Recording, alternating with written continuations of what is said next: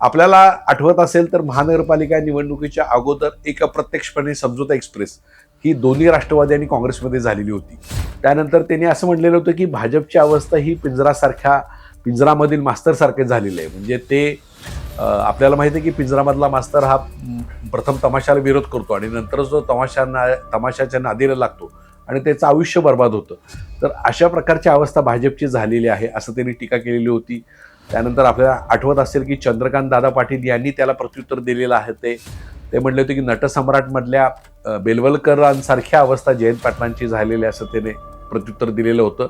जे एकमेकाची तोंड बघत नाहीत असे लोक सगळे एकत्र आलेत असा त्याचा आरोप केलेला होता. तर मग आज जयंत पाटलांचे 3 नगरसेवक आहेत ते खरोखरच त्यांच्याकडून निसटले का? त्यांनी मतं मागितले, त्याचं पुढं काय झालं?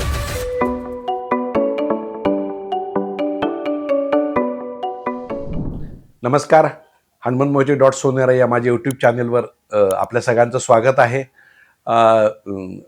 महापालिकेची निवडणूक आता संपून आता महापौर आणि उपमहापौर पदाची निवडणूक सुद्धा बिनविरोध झालेली आहे. अर्थात ती 10 फेब्रुवारीला अधिकृत जाहीर होईल. पण भाजपचे नेते धीरज सूर्यवंशी आणि राष्ट्रवादीचे नेते गजानन मगदूम यांची उपमहापौरपदी निवड झालेली आहे. त्यामुळे महापालिकेचा कारभार आता लवकरच सुरू होईल. म्हणजे गेले 3 वर्ष प्रशासक राज होता आणि आता त्यानंतर महानगरपालिकेमध्ये लोकप्रतिनिधी स्वतः कारभार करतील आणि एक लोकप्रतिनिधींची बॉडी अस्तित्वात येईल. त्यानंतर महापौर उपमहापौर निवड झाल्यानंतर सर्व पक्षांचे विरोधी पक्ष नेते आणि स्टँडिंग कमिटी सभापती अशी पण निवड होईल. पण आपण आधी चर्चा करणार होतो की महापालिकेच्या निवडणुकीच्या अगोदर जी चर्चा झाली आणि त्यानंतर मग एक अप्रत्यक्षपणे आघाडी समझोता एक्सप्रेस तयार झालेली होती. त्याचं नेमकं काय झालं? आणि मग खासदार विशाल पाटील आणि विश्वजित कदम या 2 नेत्यांनी ज्या पद्धतीची आघाडी तयार केली आणि ज्या पद्धतीची रचना पॉलिटिकल झाली, तर त्यांची फसवणूक कुणी केली किंवा नेमकी त्यांची फसवणूक झाली आहे काय, याची चर्चा आपण आज करणार आहोत. आपल्याला आठवत असेल तर महानगरपालिका निवडणुकीच्या अगोदर एक अप्रत्यक्षपणे समझोता एक्सप्रेस ही दोन्ही राष्ट्रवादी आणि काँग्रेसमध्ये झालेली होती. आपल्याला माहिती असेल तर राष्ट्रवादीचे शरद पवार गटाचे नेते जयंत पाटील असतील, काँग्रेसचे खासदार विशाल पाटील असतील, आमदार विश्वजित कदम असतील, हे सगळे एकत्रित बसून त्यांनी चर्चा केलेली होती. आणि त्यानंतर महाविकास आघाडी म्हणून हे दोघं एकत्र येत असतानाच त्यांच्याबरोबर अजित पवारांच्या राष्ट्रवादीने अप्रत्यक्षपणे समझोता केलेला आपल्याला माहिती आहे. म्हणजे माजी खासदार संजय काका पाटील असतील, पद्माकर जगदाळे असतील, त्यानंतर ह्या सर्व जे नेते आहेत ते एकत्र बसून त्यांनी एक अंडरस्टँडिंगमध्ये आघाडी तयार केलेली होती आणि भाजपला रोखण्यासाठी या प्रकारची आघाडी तयार झालेली होती. पण अधिकृतपणे राष्ट्रवादीने सांगताना आम्ही स्वबळावर निवडणूक लढवतो असं सांगितलेलं होतं. महाविकास आघाडीने सुद्धा आम्ही स्वबळावर निवडणूक लढवलो होतो. पण त्यावेळेला आपण पाहिलं असेल तर विश्वजित कदमांनी एक प्रतिक्रिया दिलेली होती की समझने वालों को इशारा काफी है. तर अशा प्रकारची जी वक्तव्य त्यांनी केलेली होती. त्यानंतर जयंत पाटलांनी असं एक भाषण केलेलं होतं की सांगली हे ब्रिटिशांना शरण न गेलेलं शहर आहे, वसंतदादांचं शहर आहे, त्यामुळे ते कमळाला शरण जाणार नाही. आणि त्यानंतर जयंत पाटलांनी नशामुक्त आणि भयमुक्त सांगलीचं एक अभियानाचं कौतुक केलेलं होतं. आणि त्यानंतर भयमुक्त नशामुक्त सांगली व्हायची असेल तर महाविकास आघाडीच्या ताब्यात ही सत्ता द्या असं त्यांनी म्हटलेलं होतं. त्यानंतर त्यांनी असं म्हटलेलं होतं की भाजपची अवस्था ही पिंजरामधील मास्तरसारखे झालेले आहे. म्हणजे ते आपल्याला माहिती आहे की पिंजरामधला मास्तर हा प्रथम तमाशाला विरोध करतो आणि नंतर जो तमाशाच्या नादीला लागतो आणि त्याचं आयुष्य बर्बाद होतं. तर अशा प्रकारची अवस्था भाजपची झालेली आहे असं त्यांनी टीका केलेली होती. त्यानंतर आपल्याला आठवत असेल की चंद्रकांत दादा पाटील यांनी त्याला प्रत्युत्तर दिलेलं आहे. ते म्हणले होते की नटसम्राटमधल्या बेलवलकरांसारख्या अवस्था जयंत पाटलांची झालेली असं त्याने प्रत्युत्तर दिलेलं होतं. जे एकमेकाची तोंड बघत नाहीत असे लोक सगळे एकत्र आलेत असा त्याचा आरोप केलेला होता. आपल्याला आठवत असेल तर त्यावेळेला राष्ट्रवादी अजितदादांच्या पवारांच्या खालच्या नेतृत्वाखाली राष्ट्रवादी होती. यांनी सुद्धा प्रत्यक्षपणे भाजपवर टीका केलेली होती.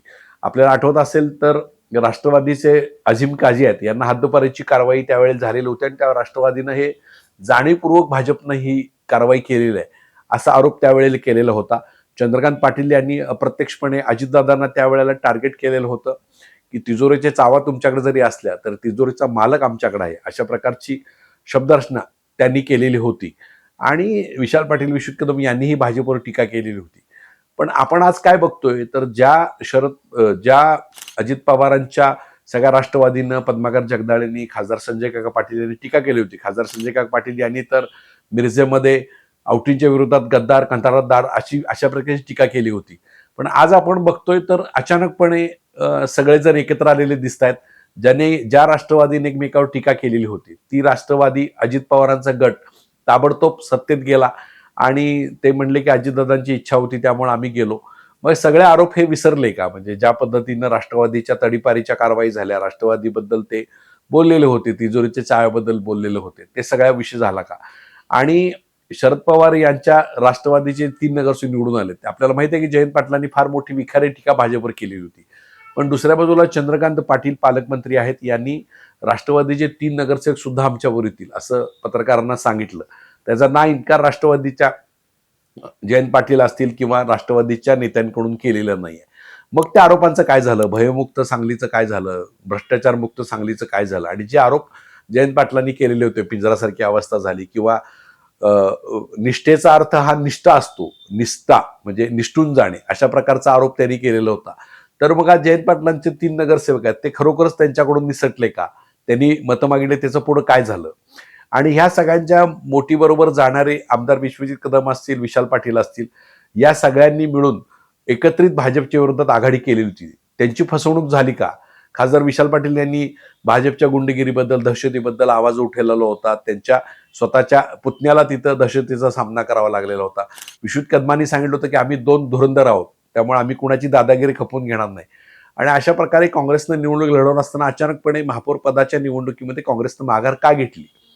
आणि मग भाजपला अप्रत्यक्षपणे मदत केली का, असा प्रश्न आहे. त्यामुळं या दोघांची फसवणूक कुणी केली, या दोघांनी मग नेमकं काय पाहून केलं का? ही भाजपच्या वेगळीच एक चाल होती, भाजपची राष्ट्रवादीची, की धर्मनिरपेक्ष मतं ही काँग्रेसकडे जाऊ नयेत, त्यामुळं राष्ट्रवादी स्वतंत्र लढवायची आणि पुन्हा मग निवडणुका झाल्यानंतर एकत्रित यायचं, अशा प्रकारची एक चाल होती का काय?